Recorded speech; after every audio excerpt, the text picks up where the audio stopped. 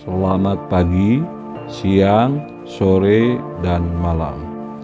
Terima kasih telah bergabung dengan channel Ar-Rahman. Jangan lupa dukungannya untuk kelangsungan channel kami dengan cara like, subscribe, dan nyalakan tombol notifikasinya agar tidak ketinggalan video-video kami selanjutnya. Bismillahirrahmanirrahim. Assalamualaikum warahmatullahi ta'ala wabarakatuh. Pada kesempatan kali ini saya kembali akan membahas tentang Satrio Piningit, melanjutkan pembahasan Satrio Piningit pada konten-konten saya sebelumnya, tapi tetap pada topik pandangan ataupun tolak ukur konten saya Budak Angon. Saya ingin membahas tentang sebuah cerita yang ada di dalam bait Prabu Jayabaya yang mengatakan Satrio Piningit memiliki senjata Trisula. Dari beberapa buku yang saya pelajari, ada beberapa pendapat yang mengatakan yang dimaksud Trisula bukan senjata, sesungguhnya senjata.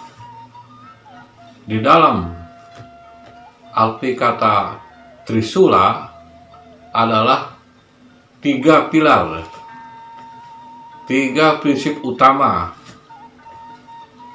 di dalam menjalankan kehidupan. Jadi pengertian kata Trisula adalah sebuah kata kias yang ditafsirkan di dalam suatu prinsip pemikiran, pokok-pokok pikiran. Kita sambungkan ke dalam cerita Budak Angon. Di dalam buku yang saya pelajari tentang Budak Angon, tidak ada tertera memiliki senjata. Berbeda dengan cerita buku tentang Satrio Piningit. Jelas dalam literaturnya dikatakan Satrio Piningit memiliki senjata Trisula. Sedangkan Budak Angon tidak ada pembahasan ke arah situ. Ini sekedar pemikiran untuk membandingkannya. Kita kembali kepada pembahasan senjata Satrio Piningit.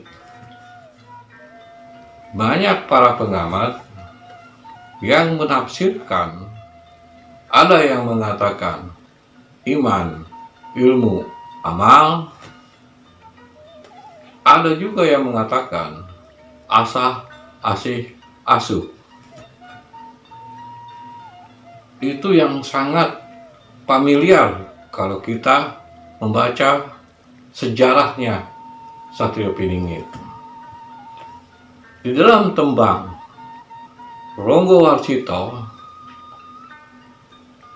beliau mengatakan senjata yang paling dijagokan, yang paling diandalkan oleh Satrio atau disebut dengan Sandria adalah Trisula. Ada di dalam cerita tembangnya Ronggo Warsito.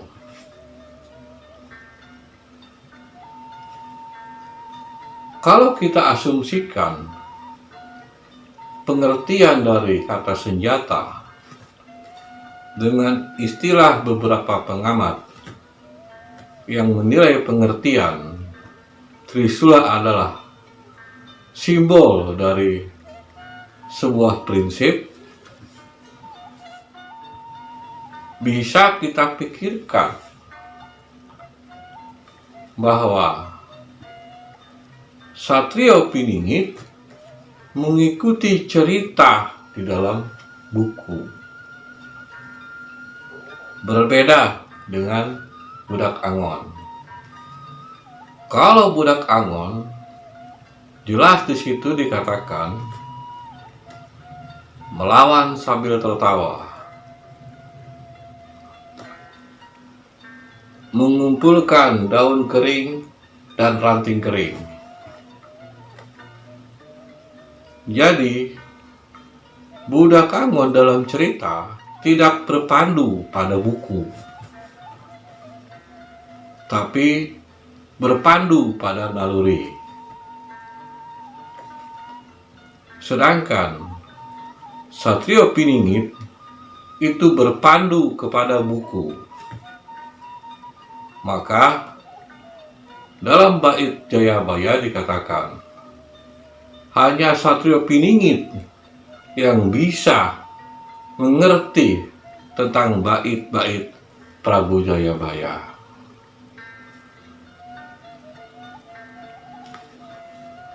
Kalau di dalam bait Siliwangi, Prabu Siliwangi mengatakan hanya Budak Angon yang mengerti tentang Ratu Adil.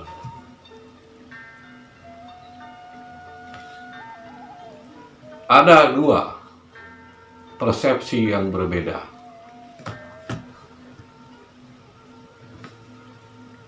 Kalau kita ambil sebuah penjabaran, pengertian dari senjatanya Satrio Piningit, bisa diambil kesimpulan ada sebuah literatur prinsip yang dia pegang, yang mengikuti alur buku bait-baitnya Prabu Jayabaya. Tinggal kita harus bisa mengerti, menafsirkan tentang apa isi bait-bait Prabu Jayabaya. Kita tidak mengikuti sesuatu pengertian yang berbeda dari buku Prabu Jayabaya. Itu yang bisa saya garis bawahi. Kalau kita hanya mengikuti segala sesuatu yang beredar sekarang ini, seperti prinsip yang dimaksud dari pengertian Trisula Weda adalah iman, ilmu, amal, ataupun prinsip yang beredar asih, asah, asuh,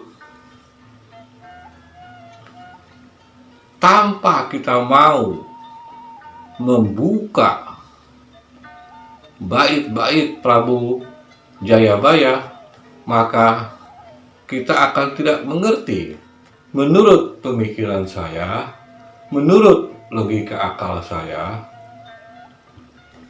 dalam mengartikan arti kata senjata Trisula, sebaiknya mengikuti bait-bait yang tertera di dalam buku Prabu Jayabaya.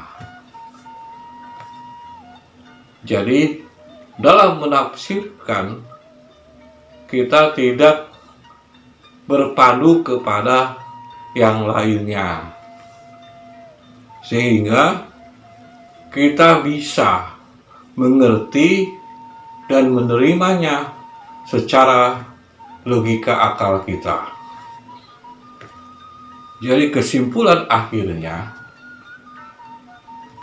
yang dimaksud dengan senjata Trisula Weda, menurut pemikiran saya, menurut akal logika saya masih belum akurat dalam menafsirkan pengertiannya secara logika akal, karena berpadu kepada baitnya Prabu Jayabaya ataupun syairnya Ronggo Warsito yang mengatakan hanya Satrio Piningitlah yang bisa mengerti bait-bait Jayabaya. Kalau secara sudut pandang bisa saja, tapi kalau menurut literatur buku saya rasa belum cukup sebelum Satrio Piningit itu sendiri yang memecahkan bait-bait Jayabaya.